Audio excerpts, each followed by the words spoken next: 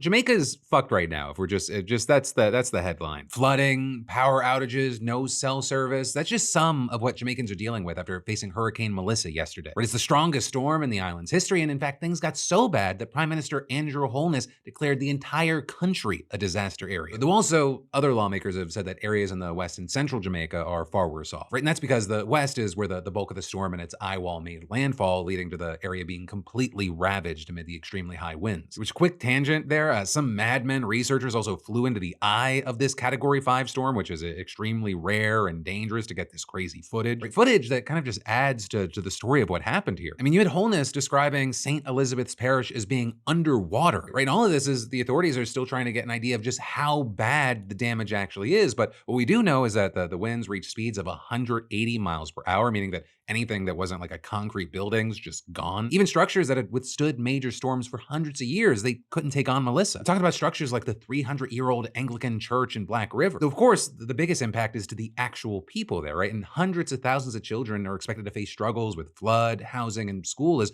part of the storm's aftermath. All while 3/4 of the island doesn't have electricity right now. But I will say that the good news, or it could have been way worse news, is that right now the death toll seems relatively low at just 7. But I also have to add an asterisk to that because no official numbers have actually yet come out. Now, all that said, as far as Hurricane Melissa, after hitting Jamaica, it went from a Category 5 to a 3. And yes, while that is a big difference, it's still extremely dangerous, and now you just have to look at Cuba to see that. Where the southern part of the island got hit by Hurricane Melissa, which led to hundreds of thousands getting displaced. Even major cities like Santiago de Cuba were facing major flooding and damaged buildings, although as of recording, there have been no deaths attributed to the storm in Cuba. Right, and then as far as what's next, that's likely going to be the Bahamas, which is expected to face a Category 2 Melissa later this afternoon and evening. And again, like everywhere else, you have officials warning that lives could be lost, especially amid 25 inches of rainfall and 4 to 7 feet of storm surge. And so obviously, this is something that we're going to have to keep our eyes on.